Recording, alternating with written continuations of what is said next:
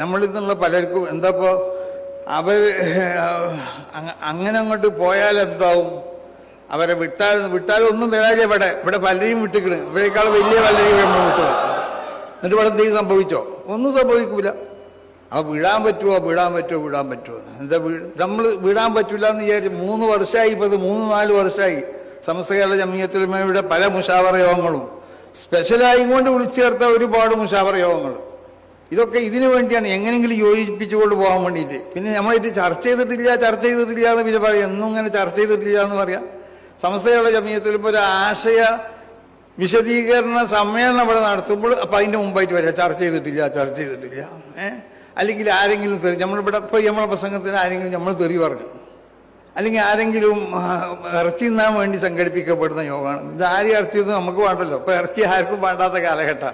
പിന്നിപ്പോ ഈ പറയപ്പെടുന്ന ആരെങ്കിലും മാംസം ഇവിടെ കഴിക്കണം.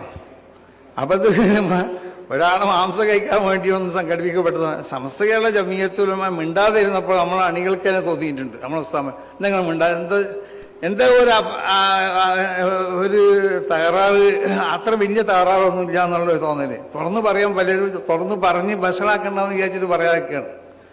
അപ്പൊ സമസ്ത കേരള ജംഇയ്യത്തുൽ ഉലമയുടെ ആശയ ആദർശങ്ങളോടും മാത്രം ചോദിച്ചാൽ പോരാ.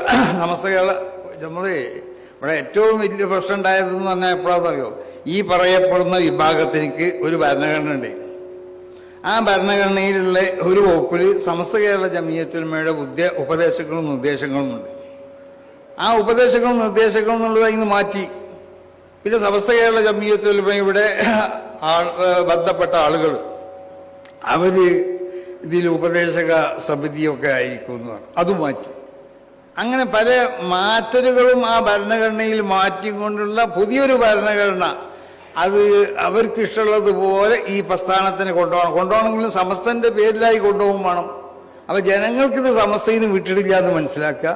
ജനങ്ങളുടെ മുന്നിൽ സമസ്ത കേരള ജംഇയ്യത്തുൽ ഉലമ അംഗീകരിച്ചതായ ഒരു വിദ്യാഭ്യാസ പാഠ്യ പദ്ധതിയാണിതെന്ന് വ്യക്തി തീർത്തു കൊണ്ടിട്ട് സമസ്ത കേരള ജംഇയ്യത്തുൽ ഉലമയോട് ഒരു ബന്ധവുമില്ലാതെ സമസ്ത കേരള ജംഇയ്യത്തുൽ ഉലമയെ തെറി പറയുന്ന ഒരു വിഭാഗം പണ്ഡിതന്മാരെന്ന് പറയുന്നത് അല്ലാഹു അഅലം അവരെ ഉണ്ടാക്കി തീർക്കാൻ വേണ്ടിയിട്ട് സംഘടിപ്പിക്കപ്പെട്ടതായ ഒരു വിദ്യാഭ്യാസ രീതിയാണിത്.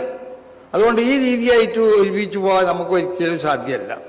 അപ്പൊ അതുകൊണ്ട് അവരോട് പറയാനുള്ളത്, നിങ്ങൾ സമസ്ത കേരള ജംഇയ്യത്തുൽ ഉലമയുടെ ഉപദേശങ്ങളും നിർദ്ദേശങ്ങളും സമസ്ത കേരള ജംഇയ്യത്തുൽ ഉലമയുടെ ഉദ്ദേശ ലക്ഷ്യങ്ങൾ ഞങ്ങൾക്ക് പഠിപ്പിക്കല്ലേ വേണ്ടത്. ഞങ്ങൾക്ക് പഠിപ്പിക്കേണ്ട ആവശ്യമില്ല. ഉദ്ദേശ ലക്ഷ്യങ്ങൾ എന്താന്നുള്ളത് അത് ഫത്വ കൊടുക്കുകയോ കിതാബ് ഓതി കൊടുക്കുകയൊക്കെ പറഞ്ഞുകൊണ്ട് ഞങ്ങളിങ്ങനെ ഒരു പാവപ്പെട്ട ആളുകളുള്ള ഞങ്ങളതായിട്ട് പോയിക്കൊണ്ട് എന്തായാലും പഠിക്കാം. അപ്പോൾ അതൊക്കെ ആ നിലയ്ക്ക് ഇങ്ങോട്ട് പഠിപ്പിക്കാൻ ആരും വരില്ല. സമസ്ത കേരള ജംഇയ്യത്തുൽ ഉലമയുടെ ഓരോ മുശാവറ മെമ്പർമാരും സമസ്ത കേരള ജംഇയ്യത്തുൽ ഉലമയുടെ ഭരണഘടന ശരിക്കും പഠിച്ചുകൊണ്ടിട്ട് സമസ്ത കേരള ജംഇയ്യത്തുൽ ഉലമക്ക് വേണ്ടി പ്രവർത്തിക്കുകയാണ്. അതെല്ലാം മുൻഗാമികളാവുന്ന നമ്മളെ മഹത്തുക്കളാവുന്നതായ ഒരു മഹാന്മാരാവുന്ന അല്ലാഹുവിന്റെ അമ്പിയാ തുടങ്ങി മഹത്തുക്കളാവുന്നതായ സഹാബത്തു താബീങ്ങളും താബീങ്ങളും ഇവരൊക്കെ കാണിച്ചു തന്ന വഴിയാണ് നമുക്കുള്ളത്. അവരെ ഹിദായത്തിനോടാണ് പിൻപറ്റേണ്ടത്. അപ്പൊ ആ ഒരു വഴിയിൽ കൂടി അവർക്കുള്ളതായ അവർ കാണിച്ചു തന്ന ആ മാർഗത്തിൽ പിൻപറ്റിക്കൊണ്ടിട്ട് മുസ്ലിം ലോകം ഇവിടെ അംഗീകരിച്ചു വരുന്ന ആചാരങ്ങളും അനുഷ്ഠാനങ്ങളൊക്കെ അതൊക്കെ അതിനെ പിന്നെ ആചരിച്ചുകൊണ്ടും അതിനനുഷ്ഠിച്ചു കൊണ്ടിട്ടും നബി സല്ലല്ലാഹു അലൈഹി വസല്ലം തങ്ങൾ സഹാബത്തിലേക്ക് പഠിപ്പിച്ചു കൊടുത്ത് സഹാബത്ത് താബീങ്ങൾക്ക് അങ്ങനെ പരമ്പരാഗതമായി കിട്ടിയതാണിത്. ഇത് പരമ്പരാഗതമായി കിട്ടിയതല്ലാതെ പറഞ്ഞത് ശരിയല്ല. ഇത് പരമ്പരാഗതമായി കിട്ടിയത്.